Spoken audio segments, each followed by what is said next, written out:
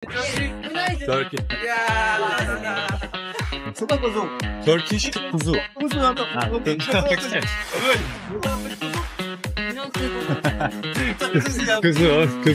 Adama kuzuyu öğret. Müşterilere kuzu satıyor artık. Şansımıza. Abi böyle bir rezalet olamaz ya. Adamlar sokağı kapatıp parti yapıyorlar ya. Sıcakta yapılacak en güzel şey böyle gölgeliklerde serinlemek. Burayı dünya ünlü cadde kılan şeylerden birisi de dönemin kraliçesi. Tek tek dükkanlara giriyorlar şu an. Polisler dükkanları kapattırıyorlar. Burayı bütün videolarda önümde şurada şöyle şu köşede şöyle sıra olmuş bir şekilde insanları görebilirsiniz. Aç kaldık ya. Her yer kapalı. Buraya kadar gelebiliyoruz. Buradan ileriye gidemiyoruz. Kapatmışlar komple. Burayla ilgili şöyle bir bilgi de var. Bu caddede, bu meydanda herhangi bir kazaya karışırsanız, bir trafik kazası yaparsanız, içeride aynı zamanda işte Napolyon'un küllerinin olduğu yer. Burası 1. ve 2. Selam dostlar, Paris'ten herkese merhaba. Bugün 12 Temmuz Cumartesi. Saat şu an 10 civarı filan. Sabah 7 gibi Paris Orly havaalanına. Ay senin motoruna, egzozuna be. Orly havaalanına iniş yaptık. Buradan da kalacağımız bölgeye, yani havaalanından kalacağımız bölgeye geldik. Burası Malakoff. Şehir merkezine ve turistik bölgelere böyle 3 kilometre, 5 kilometre uzaklıkta. Şehrin hafif dışında ama şehirden kopuk olmayan nezih, güzel bir yer. Güvenli bir yer aynı zamanda da. 15. bölgede burası. Ulaşımı da kolay. M14'e binmek zorunda değilsiniz. Yani 15 euro verip şehir merkezine gitmek zorunda değilsiniz. Orly 4'ten T7 tramvayına bindiğinizde Louis Aragon'da iniyorsunuz. Oradan da 118 numaralı otobüse bindiğinizde Malakoff'ta iniyorsunuz. Buna da bir kişi 2 euro. Aldığınız biletin zaten 90 dakika aktarma geçerliliği var. Ben tramvaya bindikten sonra tramvaydan inince direkt otobüste tekrar validate ettim biletimi ve buraya geldim. Biraz size çevreyi göstereyim isterseniz şöyle. Sakin bir yer, sessiz. Bölgede böyle birkaç yer gördük. Lokal güzel fırınlar filan. Onlardan birinde bir şeyler yiyip sohbetimize kaldığımız yerden devam edebiliriz. Bu arada konakladığımız otel de az ileride solda.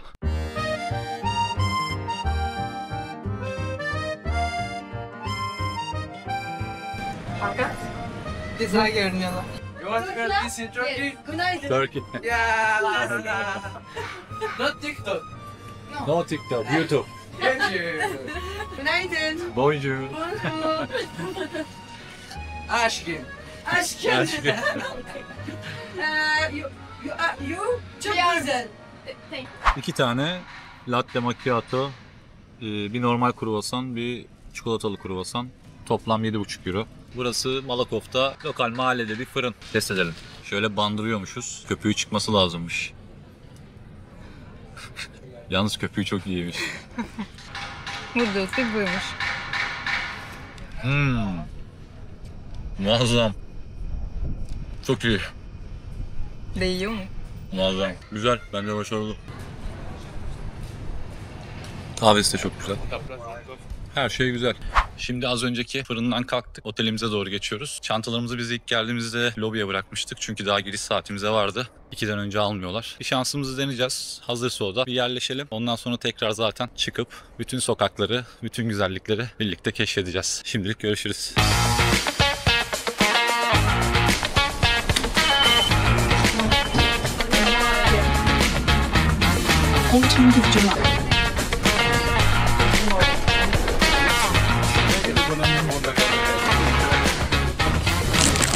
Evet dostlar, Eyfel Kulesi'ne geldik. Meşhur Demir Lady'ye geldik. İnanılmaz bir kalabalık var burada. Bir deneyeceğiz içeri girmeyi bakalım. Girebilirsek eğer size oradan güzel görüntüler vereceğiz. Fransa'da ulusal bayram kutlamaları var. Bastille günü. Onun için burada büyük bir organizasyon yapılıyor. Bir sahne kurdular, şöyle göstereyim.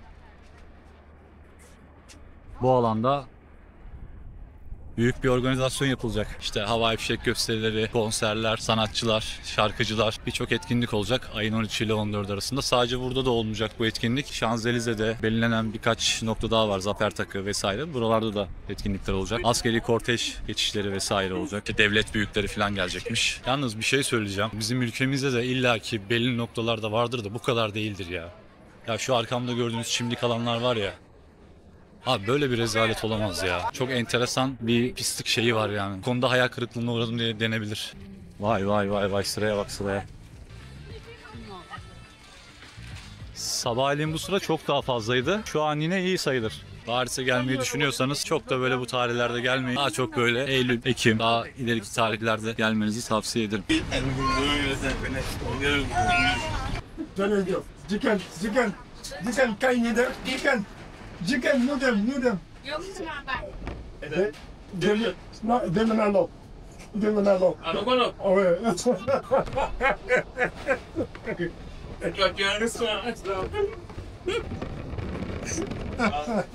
Ben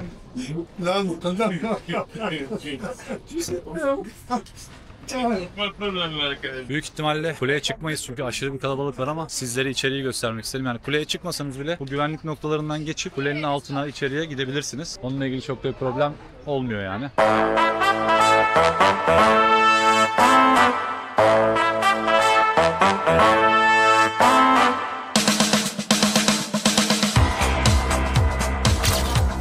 Evet, Eyfel'in içindeyiz şu an. Hatta tam altındayız. Böyle gösterecek olursak. Buraya ücretsiz bir şekilde girebiliyorsunuz. Kuleye çıkmak isterseniz. Şuralarda ve buralarda gördüğünüz gibi yığınla insanların olduğu yerde sıra bekleyip bilet almanız gerekiyor. Tabii internetten belli başlı sitelerden öncelikli biletler satın alabilirsiniz. Bu da sizin için hızlı geçiş olmuş olabilir. Köşelerde asansör var. Denk gelirse göstereceğim hareket halini. Şu an için çok da hareket yok. Merdivenlerden çıkıyorlar. Zaten iki tür bileti var. Bir merdivenle çıkmak için. Bir de asansörle çıkmak için. Zaten bölüm bölüm. Birinci kat var. İkinci kat var. Bir de en tepe zirve var. Üçünün de fiyatları farklı. Evet, şu an bakın şurada bir asansör çıkıyor.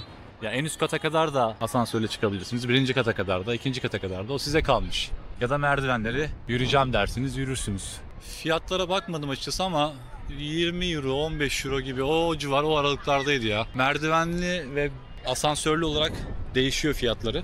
Görebilirsem bir yerde size söyleyeceğim. Ha, gördüm. 23 euro diyor. 11.60, 5.90. Hatta gideyim göstereyim bir saniye. Evet, bilet fiyatları gördüğünüz gibi. Bir yetişkin 12-24 yaş arası diyor. 4-11 yaş arası, 0-4 yaş arası olarak bilet fiyatları değişiklik gösteriyor. Asansörlü ve merdivenli olarak. Şimdi alandan çıktık, Eyfel'den. Trocadero tarafına gidecektik ama orası herhalde bu ulusal bayram sebebiyle yolu da kapatmışlar. Şöyle Sen Nehri kıyısına doğru inelim. Akşam üzerine doğru oralar nasıl oluyor? Biraz da orada gezinelim.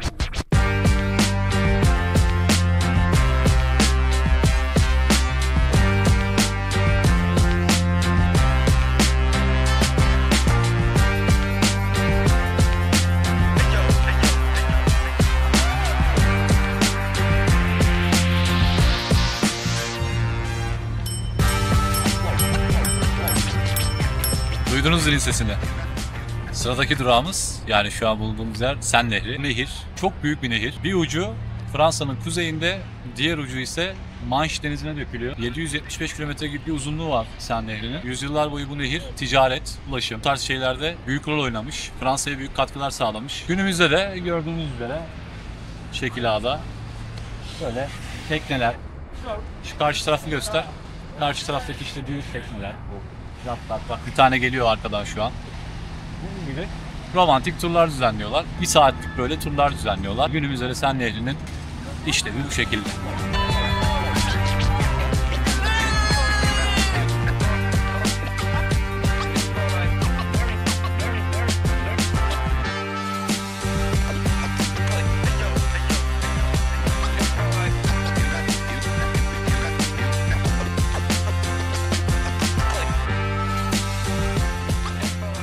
Abi adamlar sokağı kapatıp parti yapıyorlar ya.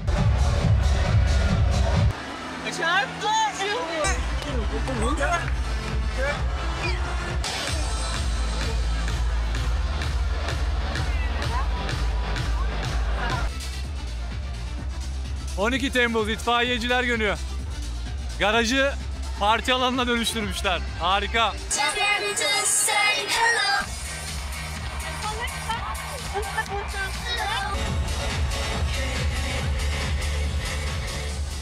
Cumartesi günü Gayet güzeldi, sessiz, sakin bir yerde. Yani genel olarak burası güzel bir bölge. Dün çünkü böyle bir keşfetme fırsatımız oldu. Düşünürseniz buraları bakabilirsiniz geleceğiniz zaman. Malakoff diye geçiyor burası. Birçok ikonik yapıya 1,5, 2, 3, maksimum 5 kilometre uzaklıkta. Şurada da pazar var galiba. Orada bir arkada bir pazar var. Oraya da bakarız. Bugün pazar olduğu için insanların çoğu izinli galiba. Hatta kimse çalışmıyor herhalde. Dün bayağı sakindi ya cumartesi günü. Şu an bayağı iyi. Evet, pazar var burada. İçeride. Bu arada bu gördüğünüz hazırlıklar, sahne kurulmuş, yollara bar kurmuşlar. Ayın 14'ü Bastia mıydı? Bastilla mıydı? Her neyse işte. Yani bir ulusal bir bayram. Şu pazara bakalım ya. Pazar fiyatları ne alemde?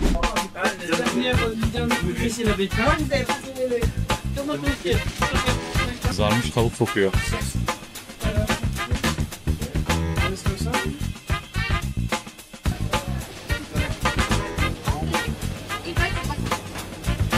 C'est quoi comme poisson?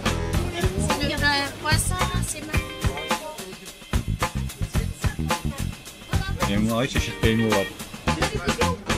Yani kötüden de bulamazsın.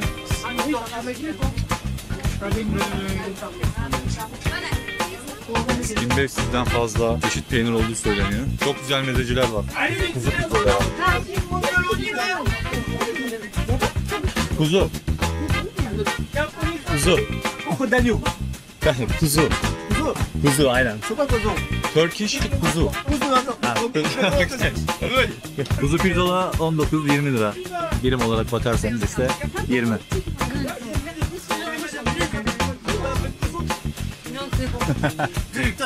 Kuzu. Adama kuzuyu öğret. Müşterilere kuzu satıyor artık. Çok güzel meyveler var ya.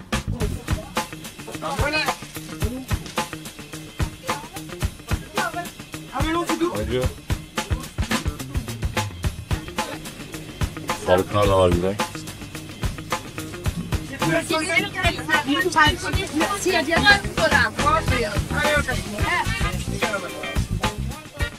Çok güzel mezeler var bak. Mezeler, evet. Mezelere bayağı önem veriyor bu arkadaşlar. Harikot diyor arkadaş. Şu harikot dediği şey herhalde plaki mi? Arkada var ya. Barbunya plaki. Sarma var evet. Ulan katmer yapıyor burada ya. Evet, pazardan çıktık şimdi. Her şey ortada. Yani adamlar 19 birime pirzola yiyor. Varın hesabını siz yapın. Pazar günü inanılmaz bir hareketlilik var ya. Dün çok sakindi. Evet, Dün gerçekten çok sakin yani cumartesi. Ama pazar gerçekten hareket var. Bonjour. Bonjour. Intermarket. Şurada La Table diye bir yer varmış. Ama orası var. Şuraya bakalım ya. Yani kaldığımız bölgenin etrafı işte yarı çapında var bir şeyler. Böyle bistrolar, publar. Orası kahve yok mu? Olsun. Alıp yeriz. Buradan alalım, kahveyi başka yerden alırız ya. Ne olacak? Bonjour. Il y a 1000 feuilles sur les. D'accord. Deux carandoles et un américain. Kahve almaya gidiyoruz şimdi. Kruvasanlarımızı aldık. 3.90'a 2 tane normal tereyağlı sade, bir tane çikolatalı kruvasan aldık. Tabi burada böyle. Yani içerilerde fiyatlar çok daha farklı büyük ihtimalle. Normal sadesi 1.20 idi. Çikolatalısı 1.5'tu. Evet, kahvemizi aldık. Hadi bakalım.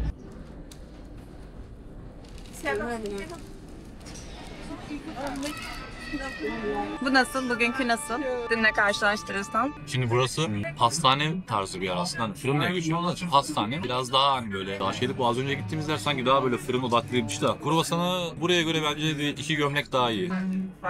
Şu an buram hafta veya şey geliyor. Kokusu tadı. Dünkünde de geliyordu ama Kahve bu nasıl? daha, Aynı. bu daha iyi. Kahve güzel. Öyle. Kahvesi güzel. Bugün daha köpüklüydü. Farklı aldım bu sefer. Cafe Cream diye bir kahve aldım. Kahvesi güzel. Ama şey, çikolatalıya bakayım bir. Bakalım o nasıl dünküyle karşılaştırınca.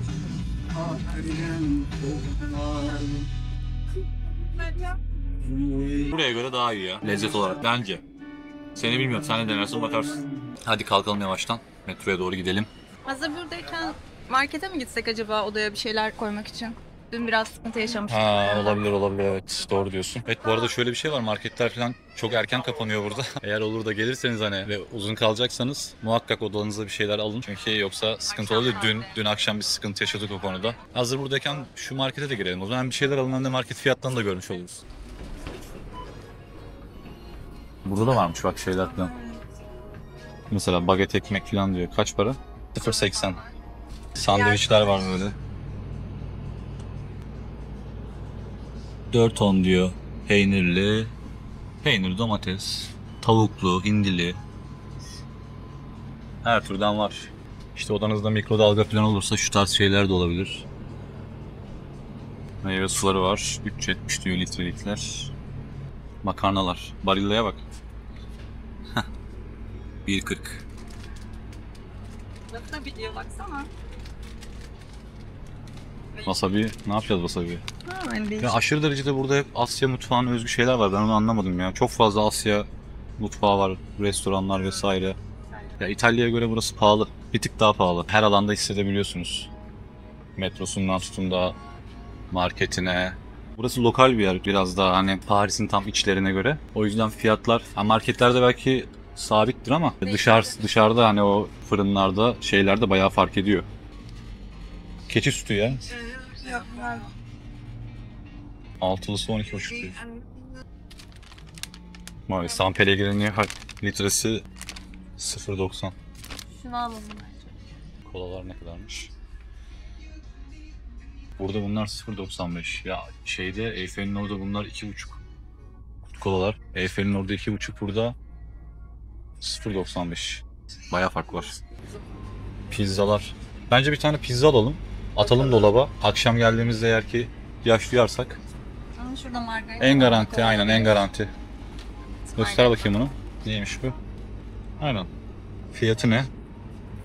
Nerede yazıyor? Karışık koymuşlar galiba onu. Şurada margarita 2,5 yazıyor. 2.5. Tamam, alalım onu. Al. Şimdilik öyle bir şey alalım. Bizim burası çok yakınımızda bu arada. Çok fazla bir şey almamıza gerek olduğunu sanmıyorum. Çünkü ihtiyaç oldukça gelir alırız. Bir tane iced tea alalım ya. Iced tea. Bir tane iced tea alalım. Kapağı bile farklı abi ya.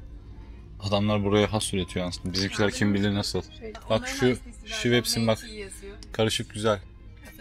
Limon, portakal, lime, greyfurt.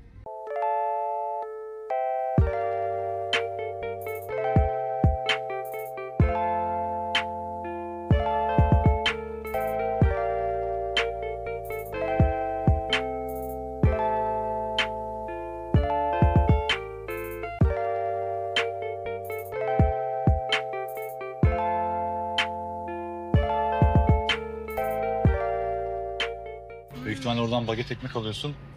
Arasına aynen bak şeyler falan da var burada. Çatal kaşık da var. Tabaklar da var bak. Tamam, yarın Şunlara bol fazla işte. Güzel şeyler var bak, zeytinler, peynirler. Güzel yapmışlar, güzel düşünmüşler. Salata da var bak. Salata ürünler de var. Şimdi marketten çıktık. Yani bir şey almadık aslında. Çok da öyle, bir tane pizza aldık, bir tane de 1,5 litrelik kola aldık. 3.35 toplam. Şimdi bunları odaya bırakacağız. Ondan sonra istikamet metro istasyonu. Hem de size metroda nasıl biniliyor, o bilet olayları var. Onları göstereyim.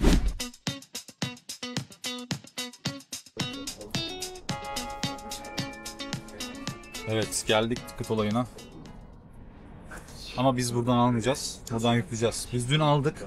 İlk bilet aldığınızı göstereyim. Yani ilk geldin buraya, bineceksin. Şuraya tıklıyorsunuz. Şöyle ticket. Eğer otobüs, tramvay olarak kullanacaksanız bunu alıyorsunuz. Çünkü ikisini birbirinden ayırmışlar. Metrolar arası sadece aktarım yapabiliyorsun. Tramvayla da otobüs arasında sadece aktarım yapabiliyorsun. Bir bilet. 90 dakikada aktarma süren var. Hani indikten sonra 90 dakika içerisinde kullanmaya devam edebiliyorsun. 2 euro. Buradan alacağın adeti soruyor sana. Buradan seçiyorsun. Bunu sakın 2 olarak seçmeyin. Eğer 2 kişiye alacaksanız ya da 3 kişiye. Çünkü biz şöyle bir şey fark ettik. 2'yi seçtiğimizde kartın bedeliyle birlikte bize burada 28 euro gibi bir tutar çıkardı. Sonra ben bunu teke düşürdüm. Devam dedim. Buradan bir bilet alacaktım, yani bir günlük kullanım için. Bir de tıkladığınızda fiyat bu şekilde oluyor. 4,5. Ama tabii biz şimdi bunu yapmayacağız. Biz zaten aldığımız için sadece o kartın içine bakiye yükleyeceğiz. Yine giriyoruz. Kartı aldığınızda da buradan geliyorsunuz. Kartlar da şu şekilde, göstereyim. Şöyle. Bizim Akbil gibi aynı. Bunları aldığınızda arkasına isminizi yazmanız gerekiyor. Ve fotoğraf bulundurmanız gerekiyor, yoksa cezası varmış. Kartı böyle koyuyoruz buraya normal. Otomatikman zaten açıyor burada. Ticket'tan işte gideceğimiz yöne. Full fare diyoruz. İşte 0-10 yaş arası daha farklı fiyatlar olabiliyor. Tek alacağız. Şimdilik. Şöyle göstereyim. Alt kart dedik. 2,5 euro. Ödemeye tıklıyoruz. Nakit kart fark etmiyor. İster ister kart, para, hepsini burada şey yapabiliyorsunuz. Ben buradan hemen şöyle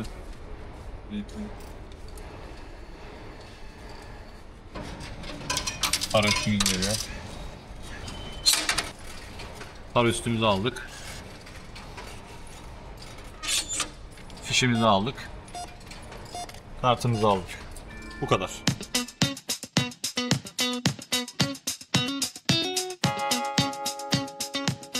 Invalides'te şimdi indik. Burada bize en yakın olan yer Napolyon Bonaparte'ın mezarı. Bayağı sıcak ve güneş var. İnsanlar böyle ağaç altlarına, gölgelere kaçmışlar hep. Şu an buralar sakin. Bizim şey daha şeydi sanki. Buradan daha turistik bölge gibiydi. Ya Malakop'u gördünüz, orası şu an daha böyle ana baba günüydü. Bölgesel. Tabi normal, şimdi insanlar güneşin altında çıkmıyor. Bir saat 4'ten 5'ten sonra diyeceğim de 4'te 5'te de burada şey olmuyor. Saat kaçtaydı dün? 10.30'da güneş battı ya. Hava 10.45'te 10.30'da karardı. Gerisini siz düşünün artık yani. Dolu dolu yaşıyorsunuz günü. Onun için aydınlık vakit çok olduğu için insanlar çok erkenden de çıkmıyor.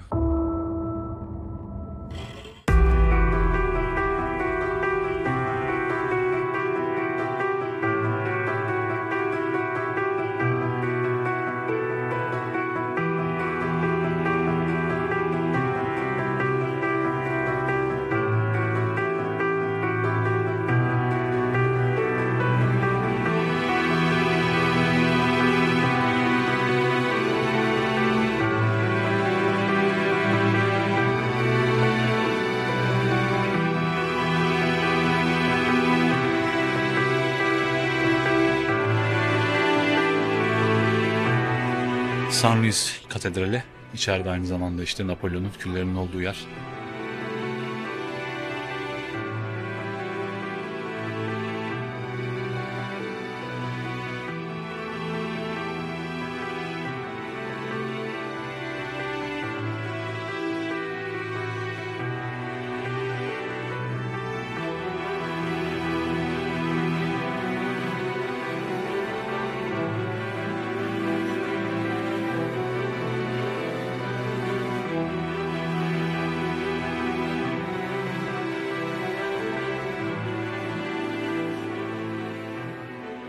San Luis Katedrali, yani az önce işte içine girip baktığımız katedral Invalides'te yer alıyor. Bir Roma Katolik katedrali kendisi. Burada Fransız ordularına psikopozluk hizmeti veriyormuş. Onun dışında da işte bu bölgedeki ve Paris'teki Fransız gazilerinin rehabilitasyon merkezi gibi hizmetler vermiş yani. 1917.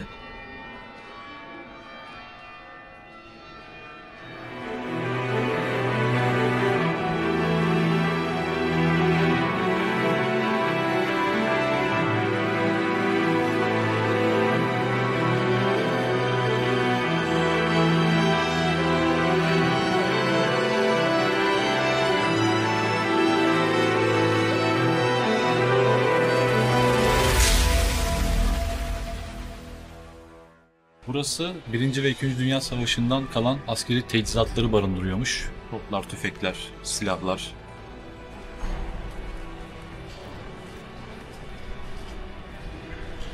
Burada bir tanesi seviniyor. Ya zafer kazandığına seviniyor ya da savaşın bittiğine.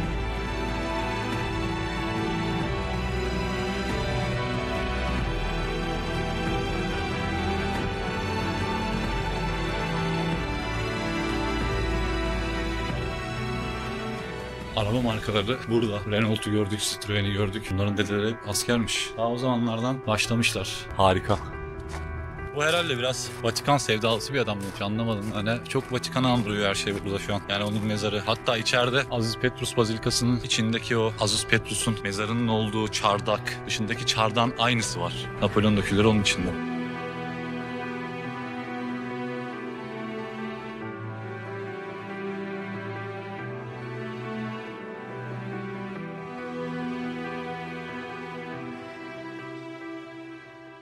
Şimdi buradan nereye gidiyoruz? Concord Meydanı'na doğru gidiyoruz buradan şimdi. Yalnız efsane bir sıcak var. Şu an böyle bu tarz yerlere girince çok güzel esiyor. Belki biraz burada bir serinleyip ondan sonra o tarafa doğru geçeriz. Concord Meydanı'nda görüşürüz.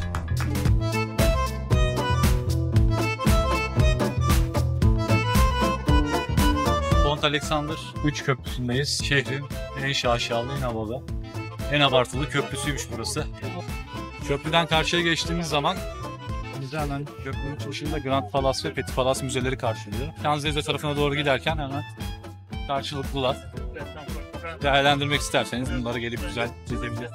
Evet, Simon Bolivar'ı görüyorsunuz şimdi de burada. Heykeli var hemen köprünün sağda. Kendisi biliyorsunuz Ekvator, Venezuela, Peru, Kolombiya çok ülkeyi özgürlüğüne kavuşturan kişidir. Bağımsızlığını sağlayan kişidir. Büyük bir lider, siyasetçi, asker. Da Fransa'daki heykeli.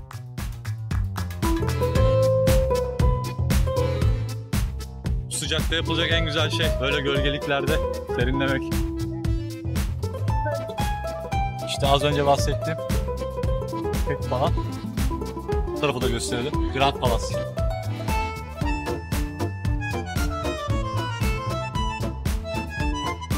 Bu tarihlerde buralara gelirseniz aklınızda olsun, ayın 14'ünde gelmeyi düşünüyorsanız böyle biraz bir kaos olabiliyor yani bu etkinlik olaylarından dolayı. Zaten yavaş yavaş tüm yolları da artık kapatmaya başladılar. İşte Zafer Takı tam karşıda. Burada görüyorsunuz hazırlanıyor her yer. Concord Meydanı. Sandalyeler koymuşlar, tribünler yapmışlar. Buradan askeri geçit töreni olacak. Yarın. Onun hazırlıkları yapılıyor, devam ediyor. Evet, birçok yeri artık yavaş yavaş kapatıyorlar yolları. Eğer imkan olursa yarın bu etkinliklerle ilgili sizlere güzel görüntüler yakalamaya çalışacağım.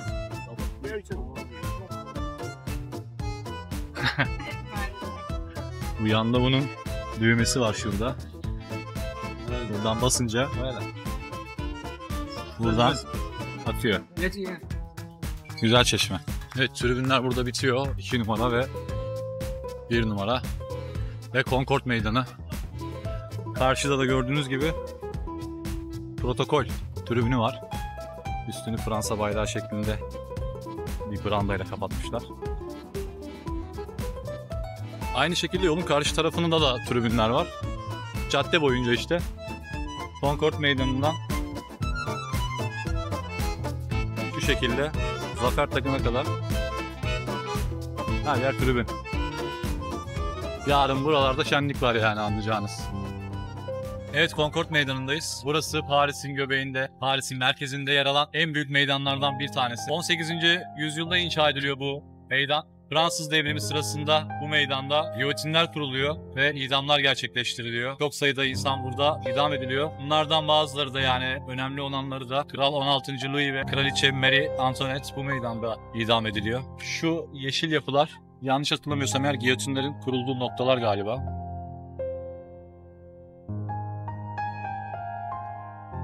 Meydan tam anlamıyla şu an yarın için hazırlanmış durumda. Gördüğünüz gibi kameralar, işte protokol tribünü.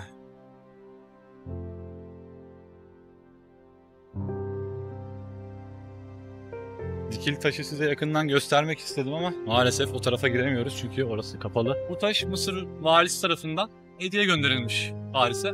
Paris'in tarihi ekseniyle de aynı yerde bulunuyor. 23 metrelik, 222 tonluk bir dikili taş. Aynısı bizim Sultanahmet Meydanı'nda da var. Biliyorsunuz. Onun gibi işte hediye bir anıt. Şimdi dikili taşın, yani tabii nereden geldiğinizin yönüne de bağlı. Şimdi sırtımı bu tarafa verdiğim için yönüm değişmiş oldu. Hemen karşısında, yani az önceki işte tribün, yani Şanzelize Caddesi hizasından bakarsak Şanzelize'den geliyormuşsunuz gibi Concord'a düşünün. Ve dümdüz karşımızda Tuiles Sarayı'nın bir parçası olan Tuiles bahçeleri var. Oraya doğru ilerliyoruz. Burası Medici ailesi tarafından yaptırılmış bir bahçe. Belli bir tarihten sonra da, tarihini şu an hatırlayamadım, halka açılmış. Fransız devriminden sonra daha doğrusu halka açılmış.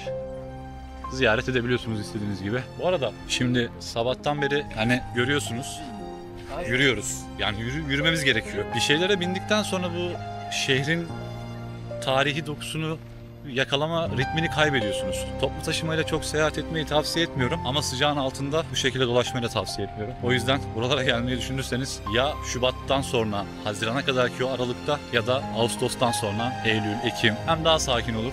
Hem daha güzel, daha keyifli gezersiniz. Hem de sıcağın altında gezmek zorunda kalmazsınız. İşte burada böyle güzel oturup dinlenebileceğiniz sandalyeler. Ama demirden şu an oturamam bunlara. Yanıyordur çünkü büyük ihtimalle.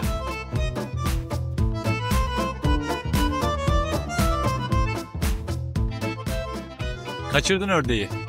Gitti.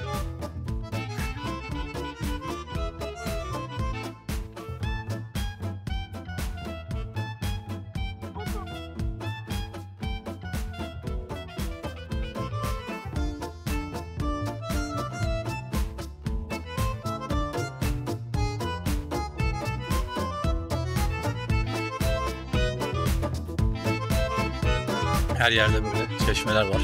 Bunları değerlendirin yani. Gidip de suya 3 euro, 5 euro yerine göre paraları vermenize gerek yok. Gayet içilebilir güzel su.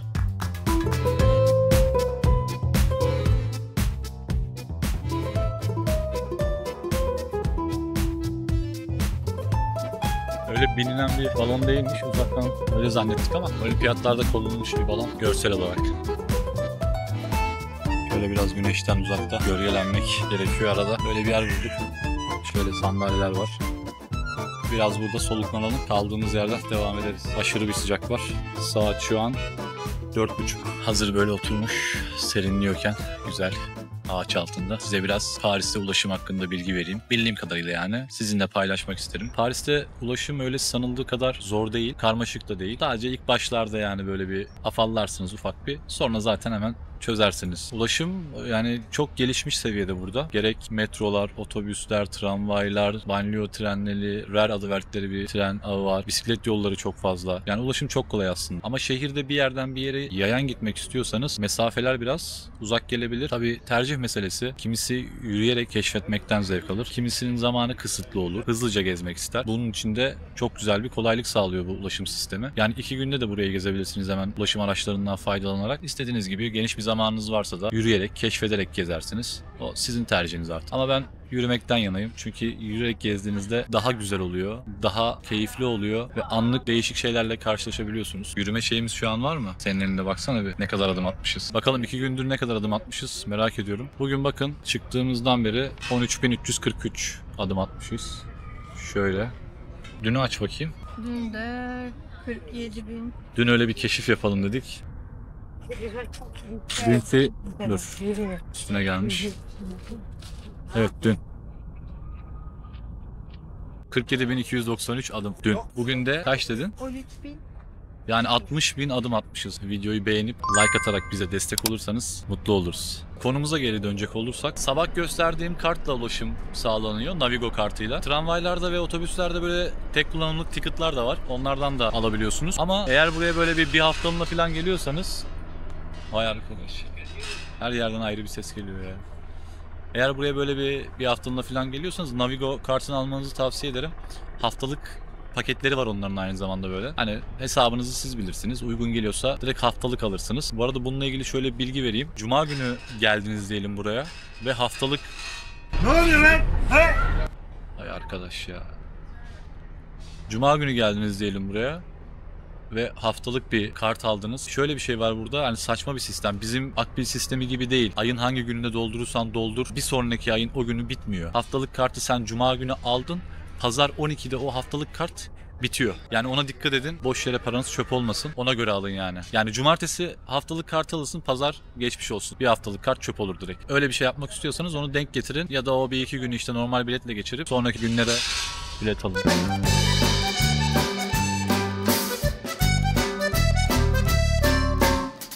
Bahçenin içindeki Luna Park alanındayız şu an. Tabii sıcak olmasına rağmen ama yine de iyi kalabalık var.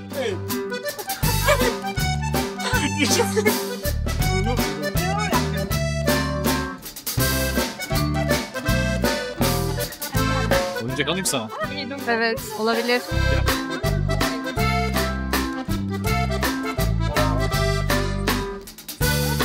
Pokemon'lar. Evet, Pokemon'lar var.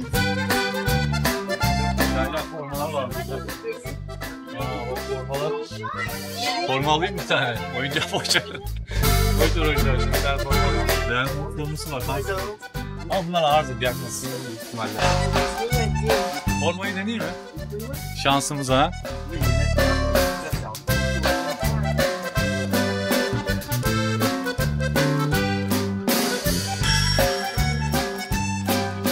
Hangisini alacaksın?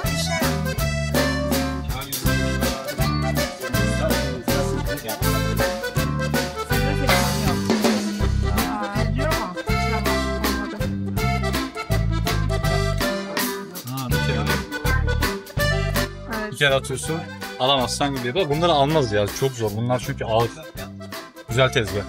Para tuzağı bunlar arkadaşlar, oynamayın. Tavsiye etmiyorum, vermiyorum. Uyanıklar o kadar gevşek yapmış ki o ağzı. Yani çok hafif, çok küçük bir şey anca belki kaldırılır. Ya da şansın olacak.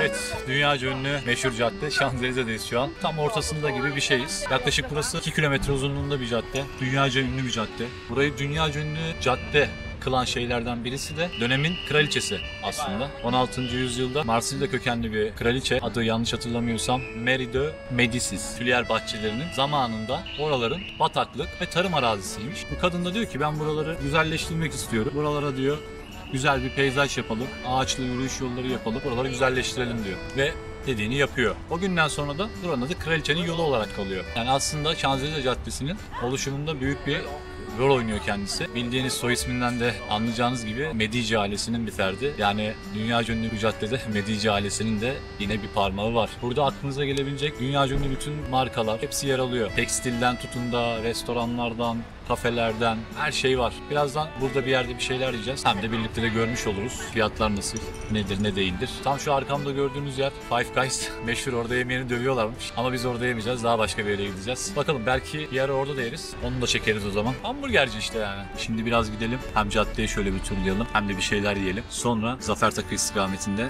yolumuza koyulalım. Hadi.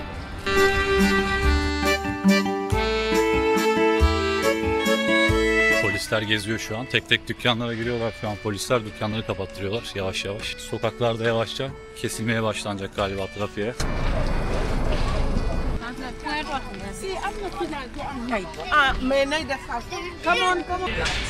Buranın önünde ilk kez sıra yok şu an. Burayı bütün videolarda önünde şurada şöyle, şu köşede şöyle sıra olmuş bir şekilde insanları görebilirsiniz. Şu an bomboş gördüğünüz gibi.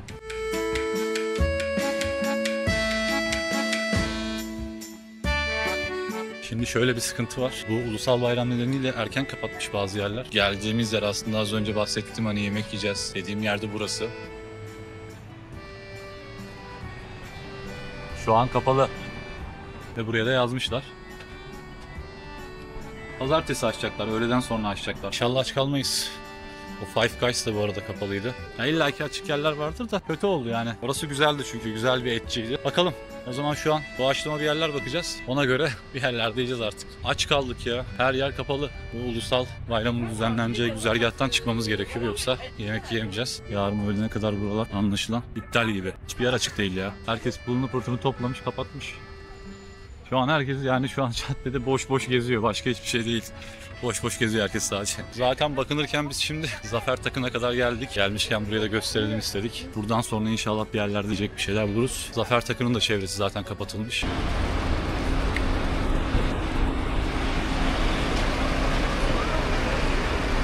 Buraya kadar gelebiliyoruz. Buradan ileriye gidemiyoruz. Kapatmışlar komple. Terasına da kameralar kurmuşlar. Sorry. Yeah.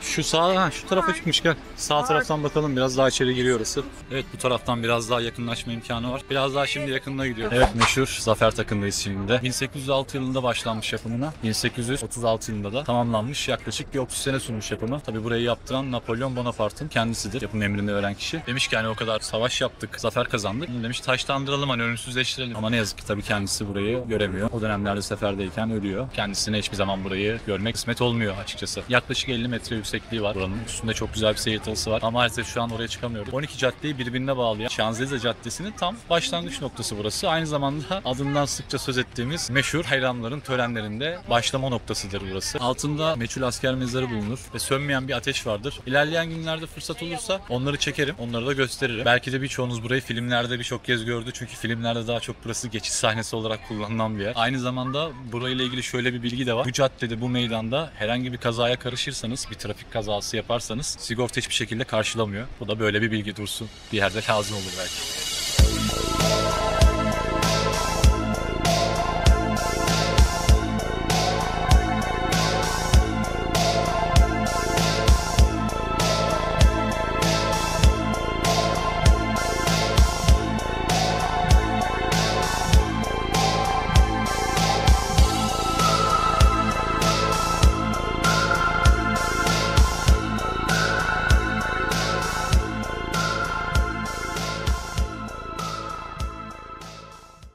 Evet, biz bugün günü bitiriyoruz. Tekrar Malakoff'a geldik. Sabah gösterdiğim alandaki etkinlik şu an gerçekleşiyor burada. Biraz size oradan kesitler göstereyim. Sonrasında yarın devam ederiz. Yarın görüşürüz.